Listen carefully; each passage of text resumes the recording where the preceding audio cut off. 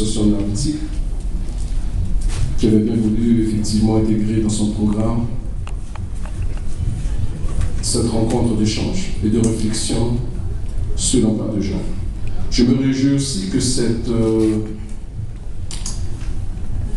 thématique de l'emploi de jeunes continue de rester dans l'actualité, étant donné que nous voyons tous que l'emploi, de manière générale, reste un élément fondamental dans la perspective de développement d'un pays et surtout dans la perspective de rendre à la population sa dignité.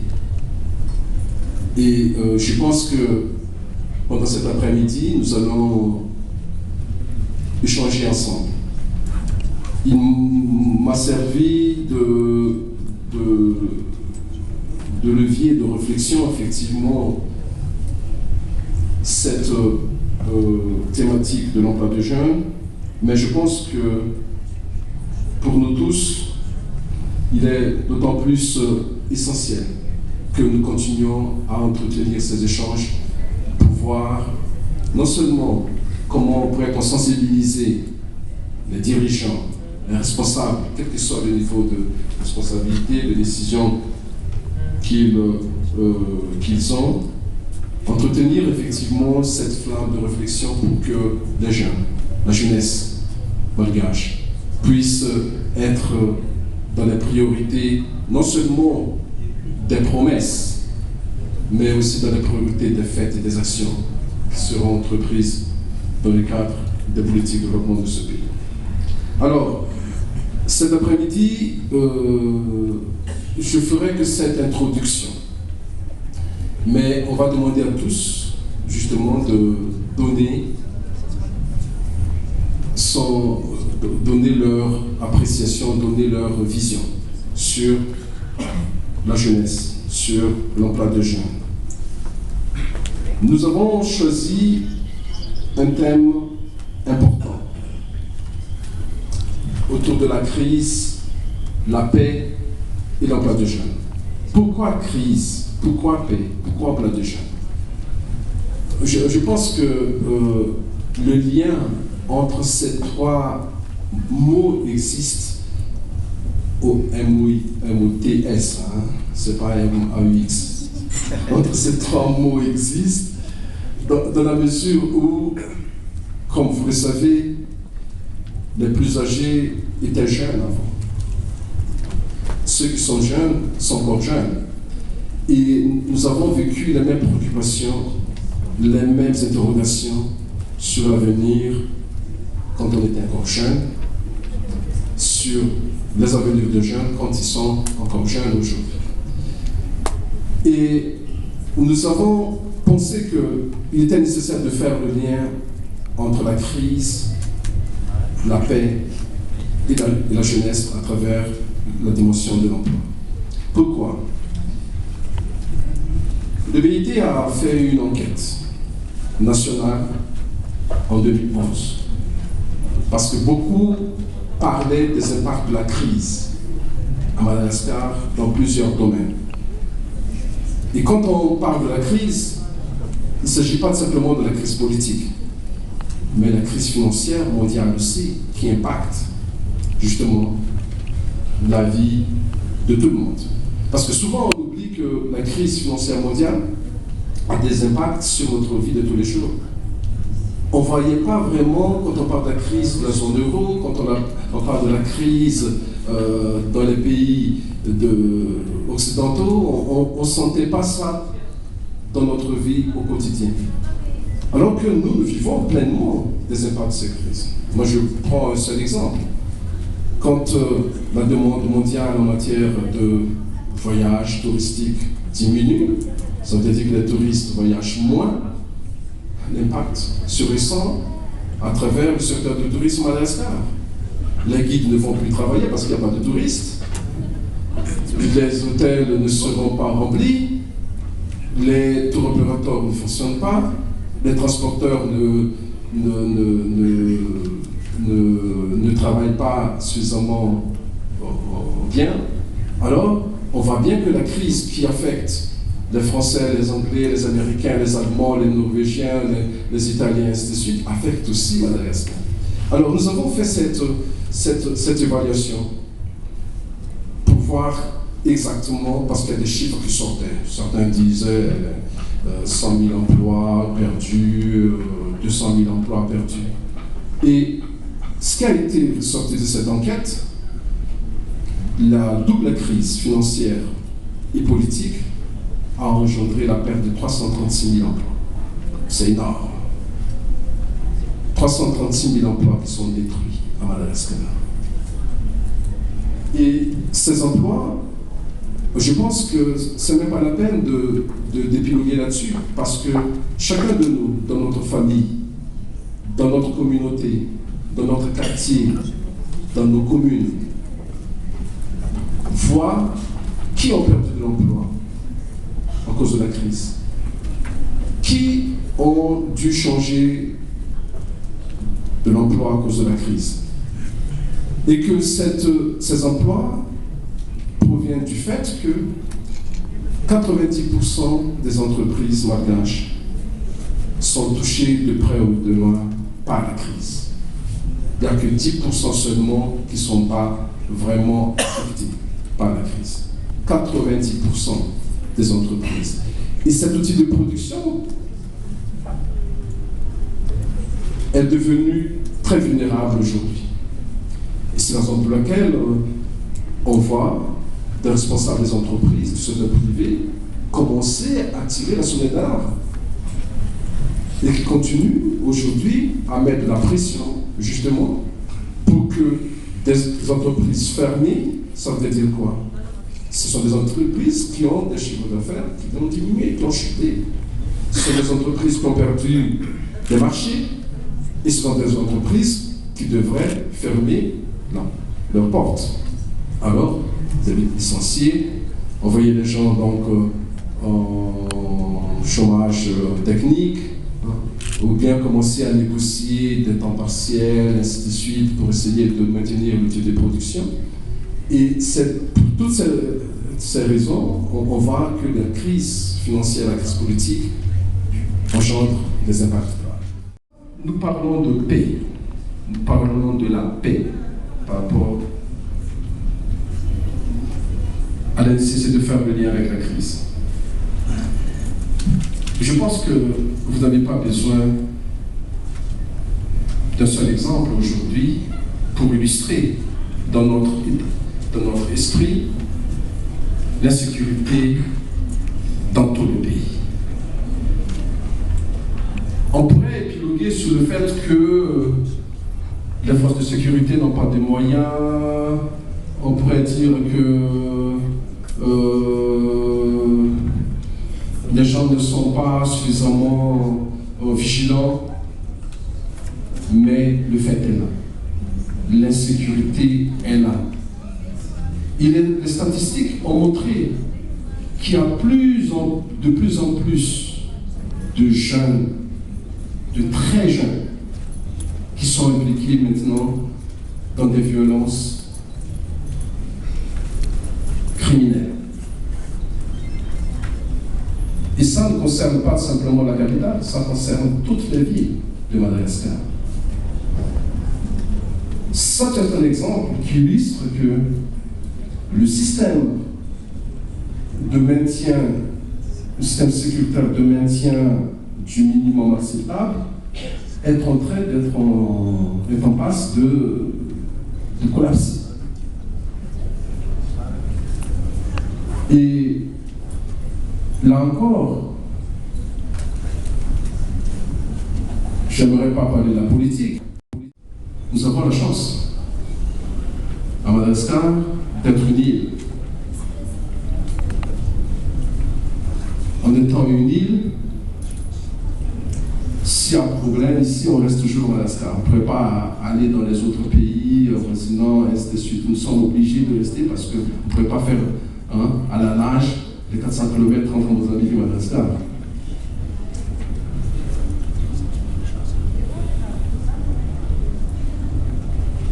Je sais que vous avez en tête, dans plusieurs crise devient sociale, la guerre civile n'est plus loin. Pourquoi? C'est très simple. Je vais prendre deux exemples.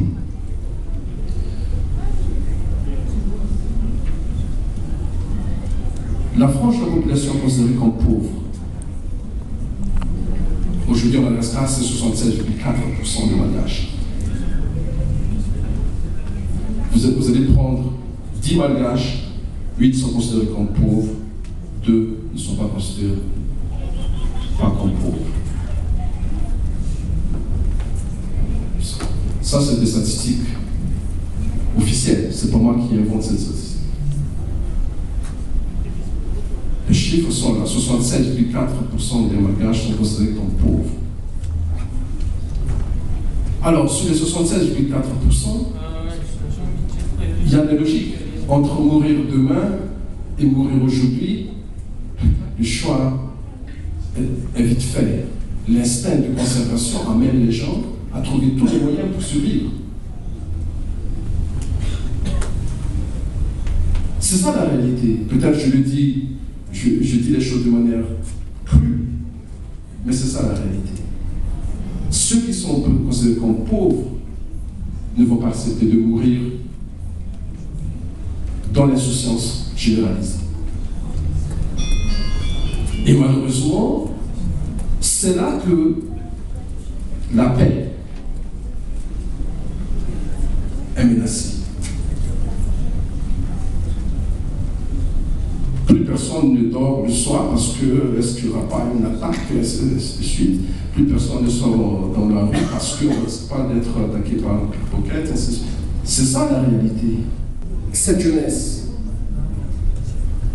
qui pense que et qui voit ce qui se passe ailleurs. Et quand ils voient leur situation d'aujourd'hui très difficile, et qui ne sentent aucun espoir pour leur avenir, non, ils vont faire changer le système. Et c'est ça, en fin de compte, le risque. Le risque, c'est changer le système, c'est une chose. Mais comment? Mais comment? Je pense que ceux qui sont de ma génération savaient comment faire changer le système. Et j'espère que les dirigeants, les responsables, la communauté internationale dont je fais partie, tous les partenaires au développement de Madagascar prennent conscience qu'il y a lieu d'agir aujourd'hui. 50% des jeunes sont sans emploi. Il ne faut pas qu'on arrange les chiffres. On arrange des chiffres comme quoi, ok, les jeunes, il y a des sous-employés, ainsi de suite, c'est pas du chômage. Non, pour moi, 50% des jeunes sont chômeurs aujourd'hui en Madagascar. On prend 2 jeunes, l'un est chômeur, l'autre ne l'est pas. Et ce chiffre, il est sauvé par quoi, en fait, compte? Il est sauvé par le fait que la majorité des jeunes se trouvent en milieu rural. Mais si on ramène au niveau du milieu urbain, la situation resterait encore plus catastrophique. Mais en milieu rural, vous savez quelle est la situation en milieu rural? Je ne ferai pas de dessin. La situation est très simple. Il y a des parents qui ont 7 enfants. Les 7 enfants, chaque enfant a sa petite vie. Avec 300 arts de terrain, tout le monde travaille autour. On dit que ces jeunes-là ont un travail, ont un job. Mais en réalité, ils n'ont pas de job. Parce qu'avec 300 arts, 7 familles qui travaillent sur un terrain, oui, mais le revenu, il est très bas. Et c'est ça qui amène à la pauvreté. C'est ça qui engendre la pauvreté aujourd'hui à Madagascar. Parce que 80% des emplois à Madagascar sont des emplois ruraux. Alors que le rural à Madagascar aujourd'hui, c'est-à-dire le secteur agricole, aujourd'hui, qui utilise 80% de la main-d'œuvre, ne favorise, n'engendre que pratiquement 30 à 35% de la richesse nationale. Ça, c'est grave. La richesse nationale aujourd'hui est tirée vers le haut par le secteur des services. Et les ruraux, par rapport au secteur des services, sont pas là. Hein. La banque, les banques, l'informatique, le pétrole, vous voyez, tout ce secteur de services, ils sont pas là. Et c'est ça qui entretient la pauvreté, parce que la croissance à Madagascar, c'est ce que j'ai dit ce matin lors de l'ouverture, n'engendre pas une amélioration de l'emploi, de qualité pour les mariages. Quand je parle de mariage, pour la majorité des mariages. Et c'est pourquoi je pense que je vais m'arrêter là, à titre d'introduction. Il était temps, à mon avis, que le pays se dote d'une politique, avec des budgets, bien entendu, orientés vraiment vers l'emploi. Je pense que nous tous dans cette salle aujourd'hui, regardent la télé. Et quand le chômage augmente en France, le chômage augmente aux États-Unis, tous les pouvoirs politiques tremblent. Pourquoi? C'est simple. Quelqu'un qui a besoin de travailler et qui n'a pas un travail, il votera contre ce dirigeant. Parce que c'est une voie. Et pour mesurer si l'économie marche ou non, ce n'est pas la croissance. Hein. Ce n'est pas qu'on fait 5% de croissance, 7% de croissance. La croissance est importante, je suis tout à fait d'accord. Mais est-ce que cette croissance est riche d'emplois? Parce que le premier socle de protection sociale, le premier socle, c'est l'emploi. Quelqu'un qui a de l'emploi peut subvenir aux besoins de sa famille en termes d'habillement, en termes d'éducation, en termes de santé, et ainsi de suite. Et quand dans ces pays-là, le chômage augmente, le gouvernement tremble. Dans des pays comme le nôtre, parce que je suis malgache, même si le chômage monte, personne ne s'en fiche. On va demander, est-ce qu'ils connaissent au moins le taux de chômage dans ce pays, le taux de sous-emploi dans ce pays? Et ça, je ne vise pas simplement un régime, je pense que les régimes successifs étaient dans la même situation. Et j'espère que les techniciens des ministères vont être plus écoutés maintenant, pour dire qu'il faudrait qu'il y ait de la croissance. Oui, parce que si on ne crée pas de la richesse dans ce pays, on ne pourrait pas envisager quoi que ce soit. Il faut créer de la richesse, mais il faut que cette richesse soit orientée vers la population, vers les familles, vers l'individu. À travers quoi?